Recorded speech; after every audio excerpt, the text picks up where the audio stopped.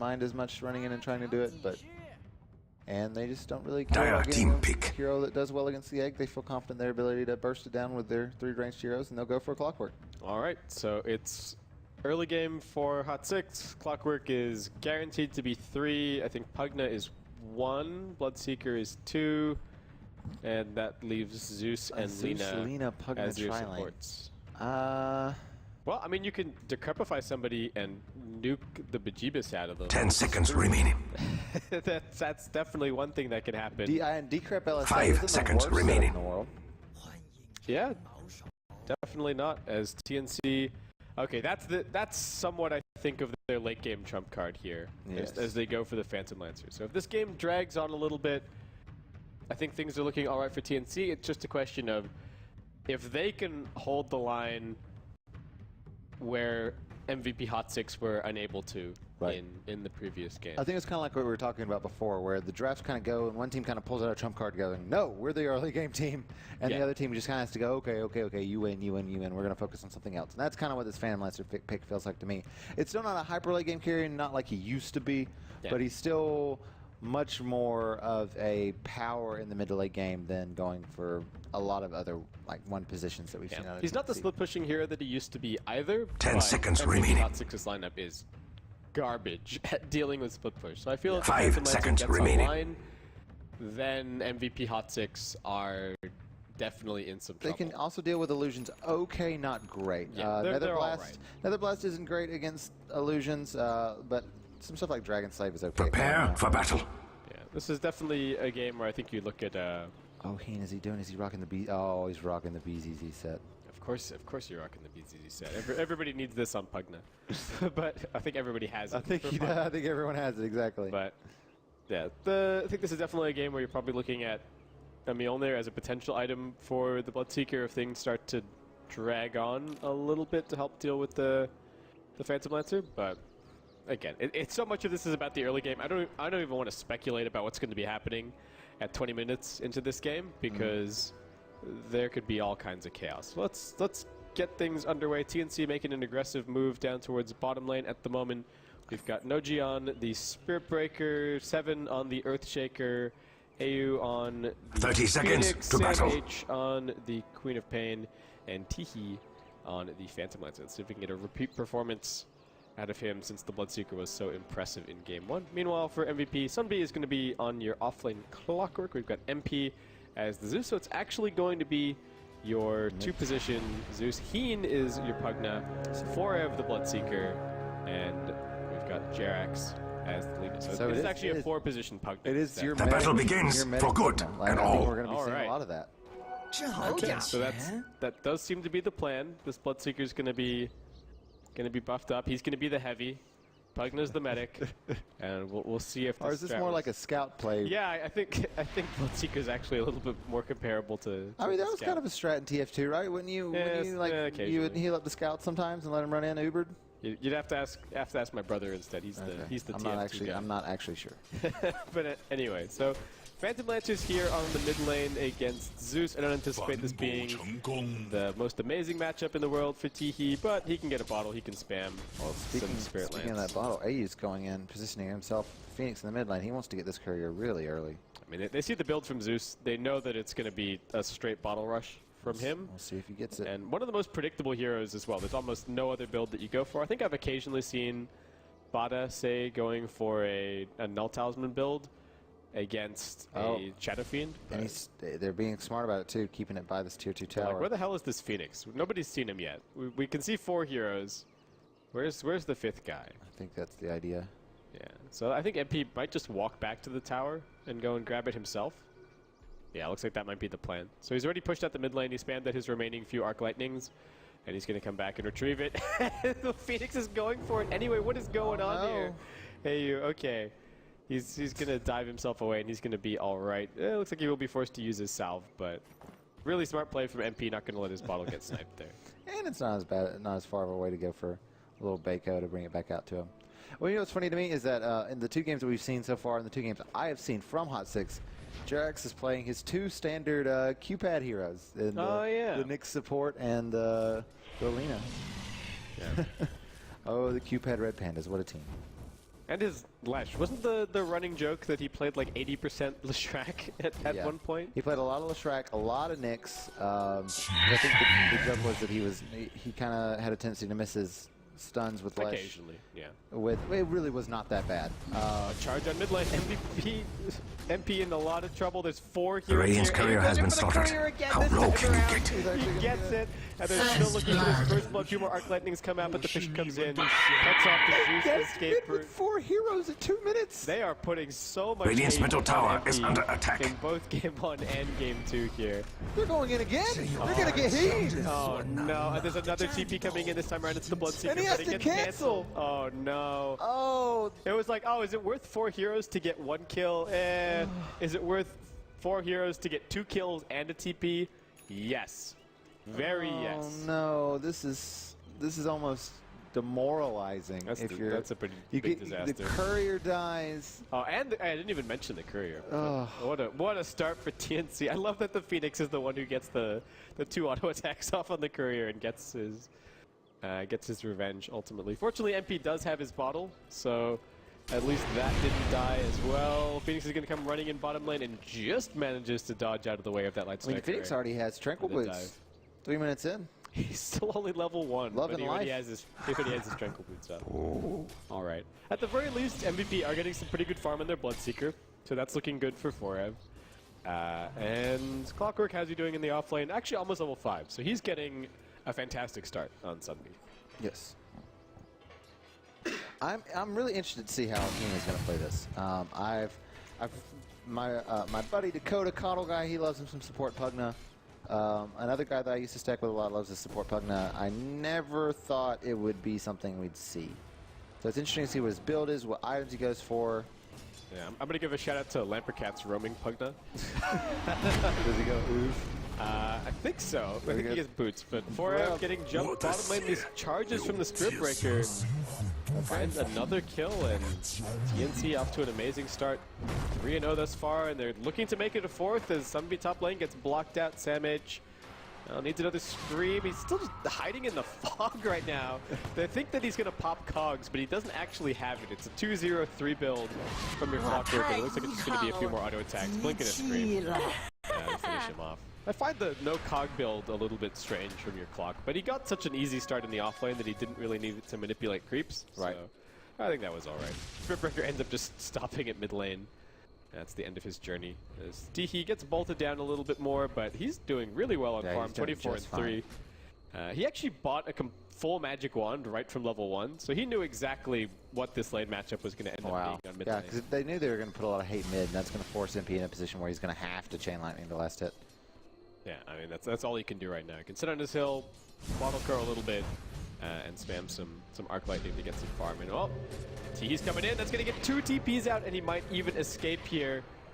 Oh, no way. MVP. That just hurts. A lot of waste resources there. And those are TPs they're not going to have the next time TnC goes for more of these crazy dives. Oh, they're going to use that opportunity to charge down bot. Hean's got the Nether Ward down, but the Spirit Breaker just does not care. Dive through from the Phoenix. Trying to lay with some auto attacks, but Pugna is just going to end up burning down. Spirit Breaker starts up the man fight against the Bloodseeker, but looks like this isn't the one he's going to win. Does manage to get the charge off, and on 25 HP, he's escaping away. Roshan almost finished him off.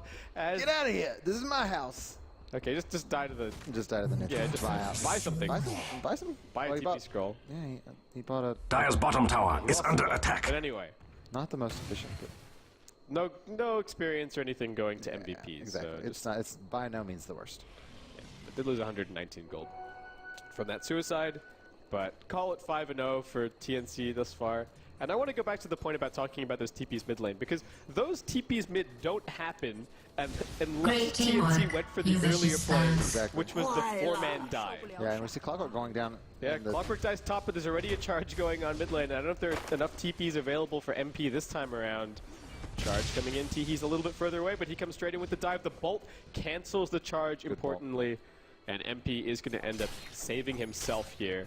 Does not require the assistance of the team this time around. Yeah, the unfortunate thing for running Pugna in a support role here is he's just so squishy. I think he actually has the lowest... Dire structures are fortified. That's what that wispy glow around the tower means. Definitely not that impressive. No. And you start off that's not good for the Radiant. Very little. And, By the gods, the Dire's bottom tower doesn't even have arms to defend itself. What a brave tower. TP on cooldown for a little bit longer. 2 seconds to go. Here comes the charge. The other one is already down. They need to be cautious of that. Nice Life Striker Ray catches the Spirit Breaker. They pop the Thunder Guns Wrath as well, but the SP is just so tanky for Ev. Last auto attack goes chasing after the Phoenix and is going to finish him off behind the tower. Samage came blinking in aggressively, and he's going to pay for that. 4 heroes waiting from MVP. Hookshot also comes flying in from Sunbee. Seven going to try and drop the Fisher, but it's cancelled by the battery assault. Forever is still pretty fast. Dire's bottom tower has fallen. It was a valiant effort. He's going to be pretty unstoppable, but looks like it's just going to end up being those 2 kills. Spirit Breaker barely limping his way back to the fountain. I don't think there's going to be another Rocket Flare in time to kill him off. It looks like MVP stabilizing a bit here. That was a good fight. Looking for the solo kill here on the lane. Doppelganger goes in. Light Striker catches all the illusions, but not the main hero. If Teehee was feeling bold, I think he could have looked for the additional kill there, but MVP are all actually rotating right over to mid lane right now. And 4F comes running in. He's about to reach level 6 off of these creeps, but there's a charge. And it's actually Teehee who's looking for this kill. Needs one more lane. Dire's middle tower is under attack. It has no arms to defend itself. Charge, but looks like 4F able to retreat and ends up somewhat regretting his decision to put the Blood Rage on before he goes charging in on mid lane. Indeed. Okay, so MVP get a couple of kills. They get that tower. They bring back the net worth differential to about 1K. From what was a 3K lead in TnC's favor. About the same story on your experience. They brought it back from about 1,500 to about 1K at the moment. And Clockwork with a history in top lane, but I don't think he's going to be doing much with it. It's just kind of running around in circles at the moment. They do have MP rotating over, so it looks like they're going to try for something, but Queen of Pain not the easiest gank in the world with just these 2 heroes. First Rupture gets used bottom lane, but easy TP scroll out from AU, so it looks like he's going to be just fine. Ooh. That reminds me of the NASA MMO game video. Yeah. And Sunbee, oh, he's going to get blown up by the Scream of Pain. It's Sonic Wrath, the charge actually gets MP as it switches over to the creep there. And MVP, that has got to be the... I'm just trying to think of like total number of TPs invested this game that have done nothing for them. And I feel like we're almost about to reach double digits. Yes. And that... You know, TP scrolls are cheap, but when you're investing that many of them and you're switching your lanes up as well, and the other team isn't moving, when you're a Pugna and Alina support, like these are both heroes that need items. Pugna support really needs items, and if he's Dire's middle tower is all alone in the world, being attacked. Dire's structures are fortified. Sick of the Spirit Breaker charges. They're just going to bring 4 heroes here to mid Dire's middle tower is under attack. They've put the Blood Rage on the Pugna. Radiant's top tower is under attack. About time. That's a cute synergy, and it's definitely working out here as they keep on working in. Teehee, we're going to throw it. Radiant's top tower is under attack. And in comes the TnC defense. Oh my god, the Phoenix goes diving into a Light Striker Ray, gets blown up immediately. The Cogs pushing it back as well. Now the Phantom Lancer in some trouble. That's not good for the Radiant. A little bit further away, but he's still ruptured for the man fight for Ev. But he's going to end up going down. And MVP looks like finally grouping up. Is going to work. Radiant's top tower is under attack. About time. Sloppy from TnC. The Phoenix going right into the Cogs, getting knocked by the back by the Cogs, getting hit by the LSA. Yeah. It was just too much. And then Teehee, he gets ruptured immediately, decides to, try to doppelganger out of it. They didn't even have Sonic Grave available for that fight. Exactly. It's strange. I think TnC might still be in the mentality of the previous game somewhat, because from my perspective, they're the team that should just be, it's bend but not break, right? They should defend the important towers, choose their fights, look for their pickoffs, and just hope that the Phantom Lancer, once he gets online, is going to be the big answer this game. But they're just taking every single fight. Yeah, but instead TnC's the one with the... The Radiant should really do something about that middle tower. So. Yeah. Dire's top tower is under attack. The Zeus, despite a pretty Dire's structures are fortified, just like me. Behind the Phantom Lancer at the moment, and it looks like this time around is the push. The Dire's top tower is doing its best, but it doesn't look good. And wisely so. Yeah, they're gonna. Radiant's middle tower is under attack. Yeah, and they're getting. That's not Dire's top tower is Dire's top tower has fallen. It was only a matter of time. potentially, depending on... Radiant's bottom tower is under attack. I feel sad for them. But they've revealed... on the side of MVP, but yeah. I don't think they're going to be going for this. Yeah, Radiant structures are fortified. MVP. The Radiant's bottom tower has seen better days. TnC, I don't know if they scouted the Bloodseeker mid lane, so they're probably still thinking that there Radiant's might be bottom some kind of tower is defense under here, attack. But everyone's staying grouped up. They really want this tier 1 tower. It's already been used from auto attacks to finish. Radiant's bottom tower has fallen, and I don't mean in love. Dire's top tower is under attack. Managed to pop the doppelganger as well, a little bit further away. Gonna try and TP out 2 auto attacks. The Dire's top tower is doing its best, but it doesn't look anyway, good. Phoenix drops the supernova. And then forced to try and dive and retreat, but he eats the Laguna Blade, and that's going to knock up the thirst for 4 Dire's top tower is under attack. Oh, that's got to hurt. That's 3 for nothing. They do get the 2-1 tower end of the day, but MVP tied things up 8-8 on the kill. Dire's top tower is under attack. He's bullying back the Quap here. That's not something you expect to see out of the support Pugna. What do you know? Ian making things work. He's out of mana now, so he's just going to be heading back to base. But got a lot of chip damage on that tier 2 tower at the top, though. Yeah, and well, with that, we're going to swing back to a 0 experience difference at the moment, moving over towards the MVP side. And the first substantial net worth lead that they've had this game at about 1.5k. But TnC not done. They're just going to keep on fighting. Charge coming in from the Spirit Breaker, but he's going to get bolted. Fisher does cancel Jerax's TP. But they're still going to back off. So. Okay, but they're backing up. But that's TnC bringing all 5 bot. MVP do at least have the Clockwork making his way over to mid. He has just completed his Blade Mail, so no big item coming up. Well, no new item coming up for him, at least for quite a while. In terms of your Bloodseekers build up, looks like he's just going for a straight up BKB. And we've got a Spirit Breaker hiding in the trees bottom lane. I don't know quite what he's... Oh, was he stuck? He's not hiding, he's stuck. Yeah, okay, never mind. Stuck. Either it got canceled or he tried to cancel it at the wrong time, or the right time. Maybe he wanted to hide there. Who knows? Could be. I mean, he definitely wants level 6, so probably going to go take a little detour by a camp or down the bottom lane. We need some vision on something so he can charge on out of there. Okay, so there you go. He's all right. He's getting some push done there. MVP have done a fantastic job, actually, of putting some wards over in the Dire jungle and keeping an eye on things right now. Also in somewhat non-obvious. Dire's middle tower is all alone in the world, being attacked. To get dewarded as they just start moving in towards this tier 2 on the mid lane.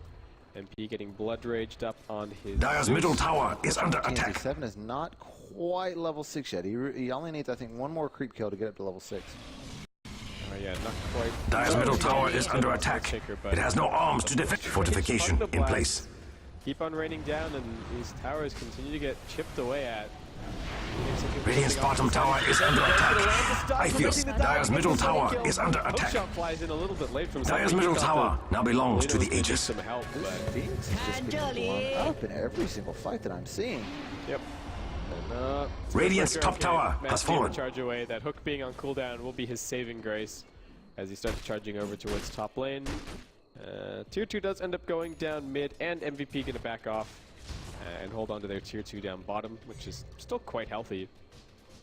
And we've now got a BKB up for the Bloodseeker. So that bend but not break strategy from TnC is now starting to look a little bit more difficult. They do have good farm on the Queen of Pain and the Phantom Lancer, which is now starting to translate into actual items.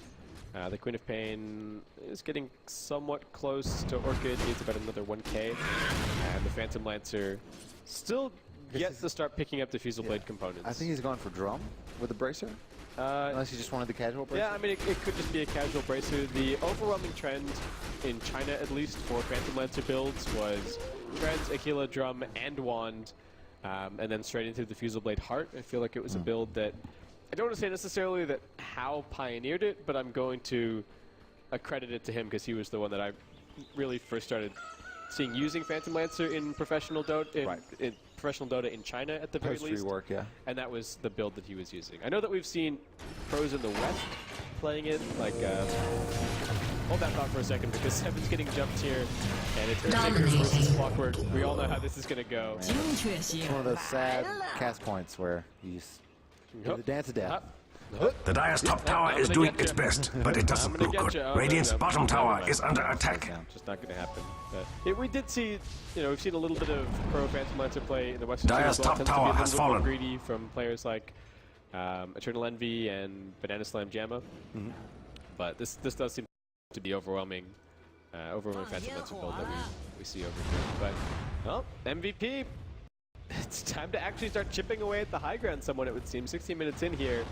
And the Radiant's bottom tower has seen better days. Those Fire Spirits not really going to do too much to slow them, as TnC just going to keep on spamming and trying to hold on. They've got their Queen of Pain pushing out bottom lane. Radiant's bottom tower is under attack. Arrives back a little bit late to the party, but he's going to start pushing out mid lane with his illusions.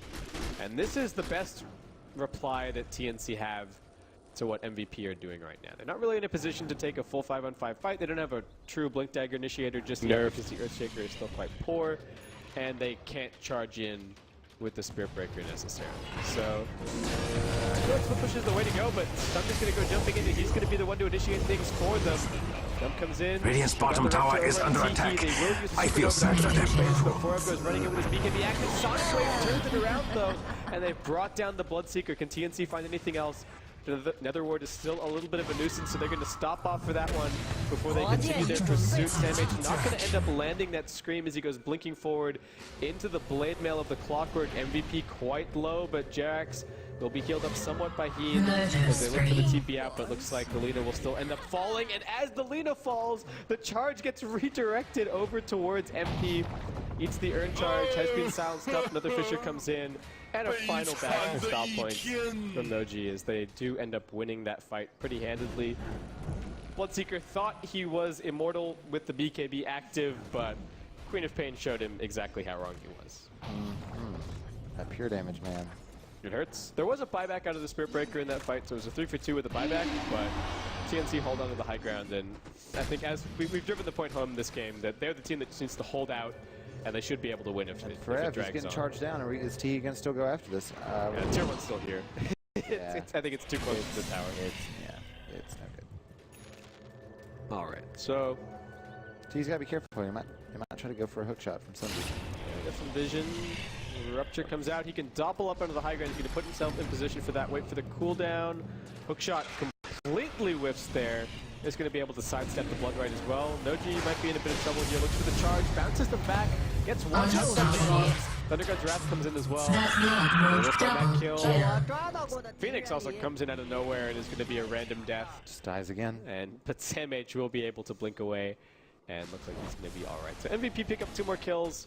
It looks like they're going to try and put themselves in position to keep on sieging, but nicely played by Teehee. He's already made his way over, and he's intercepting this next creep wave to prevent the push. So it looks like MVP still have a couple of creeps here, and they're still going to try for it. Glyph is available for TnC, and the Fissure is going to close the door somewhat. Dire's top tower is under attack. Oh, that's got to hurt. Is going to go to work. Should only be one more blast to finish off the tier 3. There's a jump forward for SamH, putting low right into everyone. The Nether gets Ward blown up. There's no Sonic Wave. Not respecting the Nether Ward nearly enough. Another Fissure comes in, but there's no buyback available for this Queen of Pain. They're going to have to stall as best they can. The Supernova comes out, did manage to land a couple of good Fire Spirits. They've already lost the Pugna, and he turns around, laying into the Phantom Lancer, but he doppelgangers forward, and he's got his Diffusal Blade up now. So he tries to turn around with his Blade Mail, but gets stunned up once again by the Fissure. Bloodseeker just turns tail and runs away. He's fast. 663 move speed right now. But even with BKB available, no interest from Forev in trying to take that fight. I mean, I think MVP has a really difficult time high grounding here. Yeah. I mean, their main way to breach is just to throw Pugna Blasts. Yeah, and they don't have the sustain that TnC had in the previous game. He's got a mech and an urn, and that's it. The hero has no health. They have nothing like a Glimmer Cave to put on him. He's nowhere close to a BKB. They're just in a situation where their only high ground option is a guy who's built out of paper. Yeah, and that's definitely tough. Nobody else can even go and do anything to the high ground at all. Because they'll just die. Useless. They'll get figured in. Yeah, Bloodseeker not tanky enough. We were talking about the medic Pugna kind of being the line of play, and he's got the items for it, but the Bloodseeker isn't big enough to be able to go and hit the buildings by himself. I mean, we saw Teehee get absolutely out of control last game on the Bloodseeker, and well, Forev is definitely quite a bit smaller this game. They'll catch up some Phantom Lancer illusions, but sure those are relatively fast. Ooh, Great doppelganger dodge of the hook shot. I don't think he was even planning on dodging No, the I hook think he was shot. just trying to dodge the blood right. Yeah, I think he was just trying to get onto the low ground, full stop. But, oh, that's hook shot on cooldown, and that's going to make holding this high ground even easier for TnC, in fact, since that's the primary form of initiation. And Hot6ix, their only real option is to fight here, but The Radiant's bottom tower has seen better days. These Rupture's going to get brought down. Netherward doing good work here. 2 down already, actually. It's the script breaker. I'll go 3 down this time around. Radiant's bottom tower is under attack. Dire's top barracks are under attack. It's too perilous. How long MVP want to stick around. Fisher is not the best. Radiant's bottom tower was always the weakest tower. The base here as Sam H comes pushing forward. Pugna's still in the ground for 10 seconds, so no Netherward to be afraid of. But there is a double force staff now on MVP to try and disengage against the Fisher, so... Dire has fortified its structures. Overall, Seven comes running in. Sam H looking for the combo on Zeus. Being brought down by the soul burn. There's another jump in, but somebody not really finding anything with the hook shot there. As the illusions proving to be a big problem. Gets his blade mail off, and will keep on running. Dire's top barracks are under attack. He ends up going down here with the Spirit Breaker charge. That's pretty much guaranteed. Another Orchid from Sam H. And it looks like does end up getting pretty good value out of his buyback. Range barracks, is it going to go down to the... Oh yeah, I think that's it's going to kill it off. Dire's top barracks have fallen. It's worth it now. It's worth a lot now, yeah. It's worth a lot of gold. And because it was going to get that, you could tell you weren't going to be able to kill it before it was going to get its last shot off. He could have bashed the catapult. This is true. There's always that 17%. Does it push back the mechanical units as well? Yep. I'm pretty sure. You know, I've always wanted to do a strat where you buff your own catapult. Where you tether. Whenever I play Ogre, I definitely bloodlust my catapult. Yeah, you bloodlust it. Alacrity. You can alacrity it. You can tether and overcharge it. You can several other things you can put onto it. So it's all of the Year Beast strats, but applied to catapult. But to put it on the catapult, correct. All right. Lots of fun. And then you've got the open wounds to help keep it alive. You know. Nothing like a catapult life stealing for an insane amount. Just seeing a catapult with max attack speed. Yeah. It's just not even, it doesn't even make sense because there's no way you could reload that fast. Not to mention there's no one there to reload it. Like there's already that issue. Yeah, you know, our catapults in this game are a little bit weird. Dota, where nothing makes sense. Just Dota things. Anyway, so MVP, they've been rebuffed a couple of times now, trying to make their way over onto the high ground. Lead has dwindled, and we're actually now over in TnC territory by about 3K on experience, though net worth is still MVP's by about 2K, though again, I still feel that the clock is ticking. Another item for the Bloodseeker has made its way out, but it's just the Yasha for 4F, so nothing too crazy. The Sanj is going to be joining it soon in his inventory as it flies its way out on the courier. So he's a Dire's bottom tower is under attack. Run, little bottom tower. Run. We saw in the previous game, and MVP are going to give up on that top lane for now. Well, not give up. I think just call it a By the gods, the Dire's bottom tower doesn't even have armor. Radiant's middle tower is under attack. That's not good. Fortified. Booyah. Until they get a couple more items on their supports as well. Yeah, and it needs to do Dire's bottom tower has fallen. Off and heal and the Radiant should really do something. Radiant's middle tower has fallen. Oh, this is scary. We've got an Earthshaker, Blink Dagger, smoked. Has not been revealed in the slightest. And Screen of Pain BKB completed just yet? Not quite, but let's keep an eye on this Earthshaker because he's definitely the big playmaker. He might be able to one-shot Heat, honestly, if he's Blood Raged, even without too much else going on, but the Netherworld is proving to be a little bit of a nuisance, and casting that Fisher means that he won't be able to blink in here. Netherworld shows up, and the mech counter-initiates nicely, still like to the Nether Strike, but he won't be able to get it off as MVP bouncing back. There is a buyback from your Phoenix. Supernova comes out, but that's just going to draw some auto attacks and will be brought down. The Phantom Lance extremely low, doppelgangered up onto the high ground, but one last bolt from the Zeus finishes him off.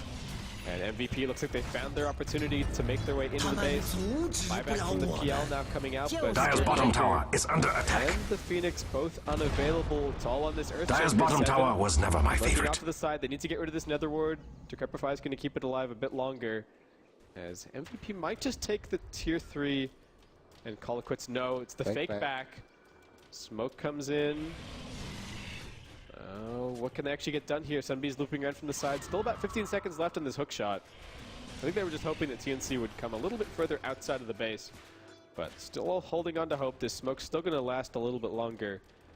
And might be able to go for a hook, but TnC are going to have all 5 back very, very soon. Okay. Lanes looks like getting pushed out a little bit too far. And MVP might have to call it a day. They are going to send Jerax over to top. He's got his Yield Scepter available. Going to combo the Spirit Breaker somewhat, though he is a pretty tanky beast. Is he going to be able to get to him? One more? Murder spree. Yeah, I'm actually surprised that he got it, especially with the cloak on the Spirit Breaker as well. Yeah. But easy solo kill there for Jerax. The rest of the team still just waiting over on the cliff here. This is starting to look really bad for TnC, actually. Yeah, they're running out of buildings, I think is the core point. I don't know why the Phoenix went for mine. No, they jump in, the Eagles land onto MP, but he gets off the ultimate and Sunbee comes flying in with the hook shot. Once again, the Phantom Lance are going to get ruptured and focused down, unable to do anything. All of that mobility is for naught with the rupture on him, and that's a 4-for-1. TnC find the target that they were looking for initially, but taking a fight outside of their base proves disastrous, and MVP just look towards bottom lane. Yeah. And, oh, no buyback for 50 seconds on the Phantom Lance here. This could actually very well be game. Heen's a little bit low on mana. I think he needs to...